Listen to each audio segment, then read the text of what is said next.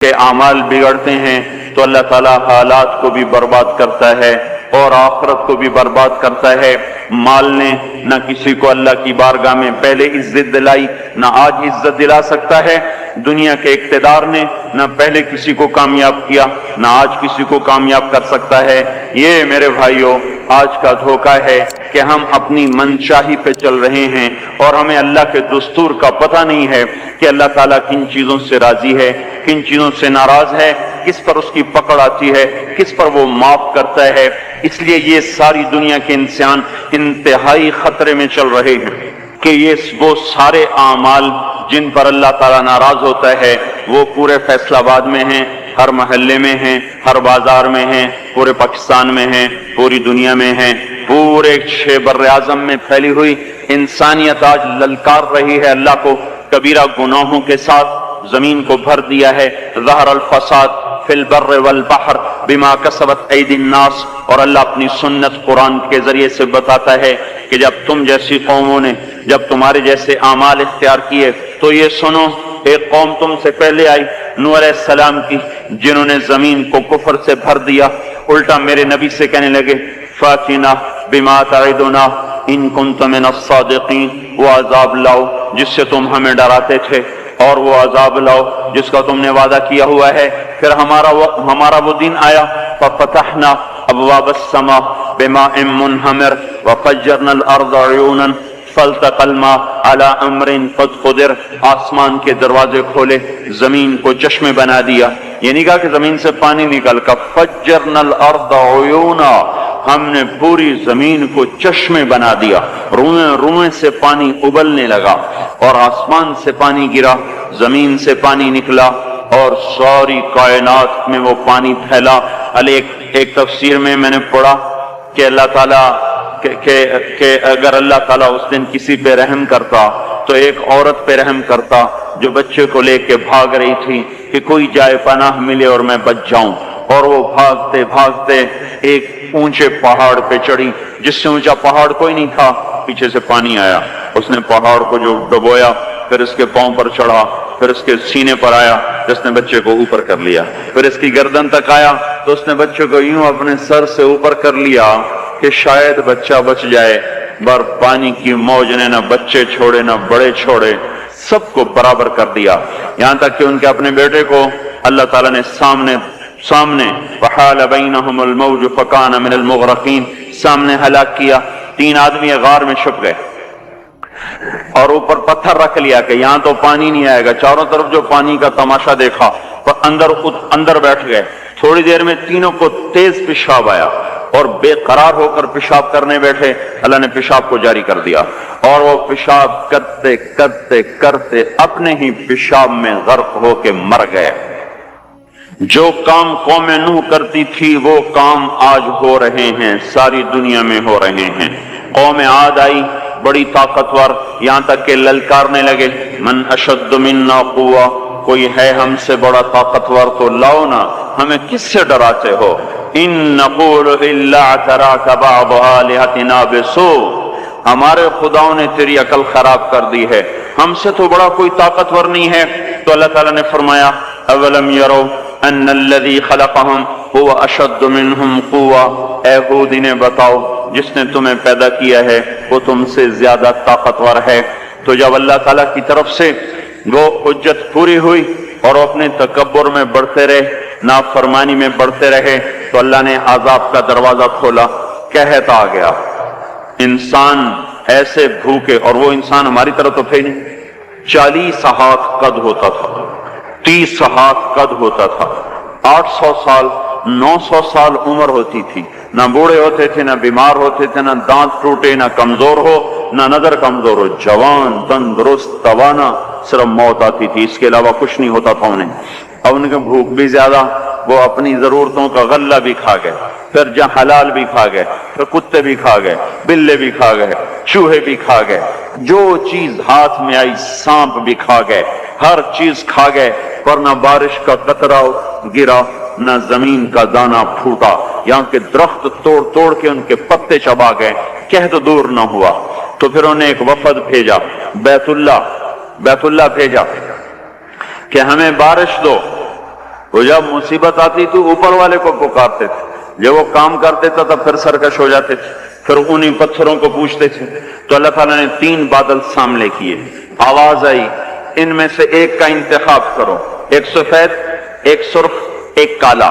تو آپس میں کہنے لگے سفید تو خالی ہوتا ہے، سرخ میں ہوا ہوتی ہے، کالے میں پانی ہوتا ہے۔ ان کا یہ پانی، یہ کالا چاہیے، یہ کالا چاہیے۔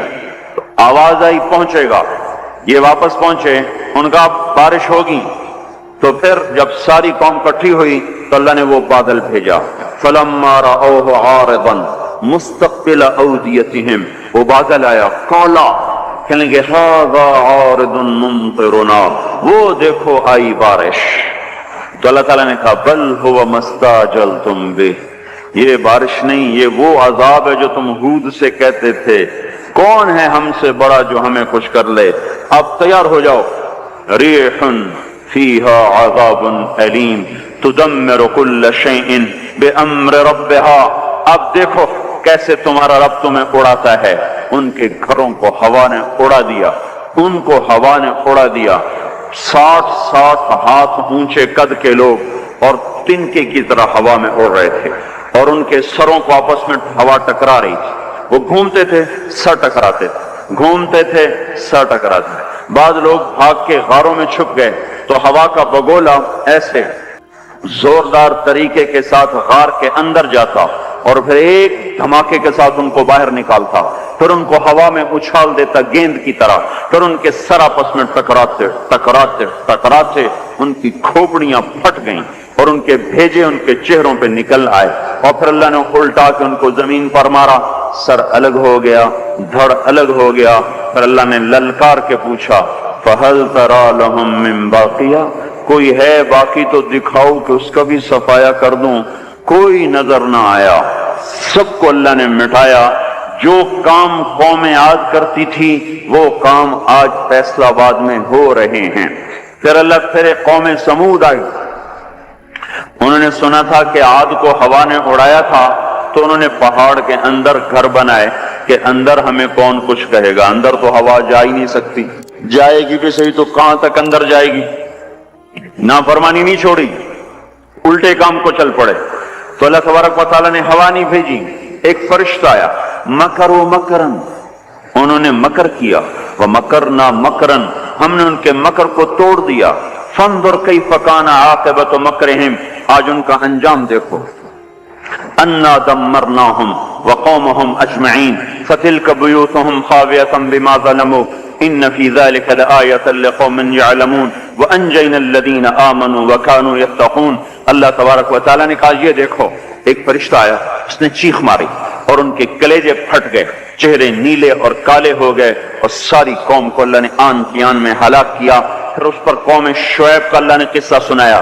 یہ تاجر قوم تھی، فیصل آباد کے بازاروں میں جو ناپ تول میں کمی ہے وہ وہاں ہو رہی تھی، جو جھوٹ ہے وہ وہاں چل رہا تھا، جو خیانت ہے وہ وہاں چل رہا تھا، دکھانا اور دینا اور یہ وہاں چل رہا تھا، تولنے میں زیادہ، ناپنے میں زیادہ، یہ سارا کام جو کچھ ہو رہا ہے وہ وہاں ہوا اور بڑھتا گیا اور بڑھتا گیا، اور ساری دنیا کی تجارت انہوں نے قبضے میں کر لی۔ اور شعیب علیہ السلام نے کہا کہ بھائی اس سے باز آ جاؤ، اوفوا الکیل وزنوا بالقسطاس المستقیم، صحیح تولو، صحیح ناپو، ناپ تول میں کمی نہ کرو۔ جواب آیا الصلاۃ تأمرک ان نترک ما یعبد آباؤنا او ان نفعل فی اموالنا ما نشاء انک لانت الحلیم الرشید۔ اے شعیب بس تم مسجد میں بیٹھ جا، ہمارے کاروبار میں دخل نہ دے، یہ تیری نمازیں ہمیں کہتی ہیں کہ ہم باپ دادے کا طریقہ چھوڑیں اور ہم اپنے کاروبار تیرے طریقے پر کریں تو ہم تو بھوکے ہو جائیں۔ کسی سے آپ کہیں کہ بھائی دیانت سے تجارت کرو، کہے گا مجھے تو بجلی کا بل بھی ادا نہیں ہوگا، میں روٹی کہاں سے کھاؤں۔ یہ میں نے ایک سے کہا تم ملاوٹ کیوں کرتے ہو، ایک تیل والے سے میں نے کہا تم ملاوٹ کیوں کرتے ہو، کہ اگر ملاوٹ کروں تو ایک ڈرم کے پیچھے 500 روپیہ بچتا ہے، اور خالص بیچوں تو 50 روپیہ بچتا ہے، تو 50 روپے سے میرا کیا ہوگا، سبزی گوشت بھی نہیں آتا، اور 500 روپے سے تو کتنا دن گزر جاتے ہیں۔ تو یہی کچھ قوم شعیب نے کہا کہ اصلاتک تأمرک ان نترک ما یعبد آباؤنا او ان نفعل فی اموالنا ما نشاء میاں شعیب اپنے گھر بیٹھ جا، ہمیں تیری تبلیغ نہیں چاہیے، ہمیں اپنا کاروبار کرنے دے۔ یہی آج کے بازاروں کے مسلمان کہہ رہے ہیں کہ ہمیں یہ شریعت نہیں منظور، تو کاروبار کیسے ہوگا؟ جھوٹ نہ بولیں تو کام کیسے چلے؟ خیانت نہ کریں تو کام کیسے چلے؟ ناپ تول میں کمی نہ ہو تو کام کیسے چلے؟ اور سودی کام نہ ہو تو کام کیسے چلے؟ بینک نہ ہو تو کام کیسے چلے؟ یہ سارے اعتراضات جو آج کے تاجر کرتے ہیں یا دکاندار کرتے ہیں، یہ سارے اعتراضات شعیب علیہ السلام کی قوم نے کیے کہ پھر کاروبار کیسے چلے گا، پھر منڈیاں کیسے چلیں گی، پھر تجارت کیسے چلے گی؟